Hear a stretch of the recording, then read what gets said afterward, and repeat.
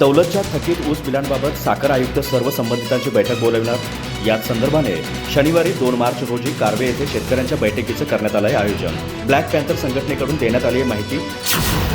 सन 2010-11 या वर्षात दौलत साखर कारखान्याला ऊस पुरवठा केलेल्या शेतकऱ्यांना एफआरपीच्या 50% रक्कम अद्याप मिळालेली नाही।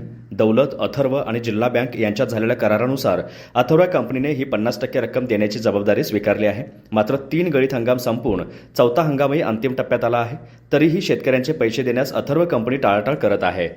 दीर्घकाळ लोटला तरी पैसे न मिळाल्याने शेतकरी अडचणीत आला आहे। शेतकऱ्यांची थकीत एफआरपी तातडीने मिळावी यासाठी ब्लॅक पॅन्थर संघटनेच्या वतीने जिल्हाधिकाऱ्यांना निवेदन देण्यात आलंय। या संदर्भात साखर आयुक्त संबंधित घटकांची बैठक बोलवणार असल्याची माहिती ब्लॅक पॅन्थर संघटनेकडून देण्यात आली आहे। शिवाय या अनुषंगाने चर्चा करण्यासाठी शेतकऱ्यांची बैठक देखील बोलवण्यात आली आहे।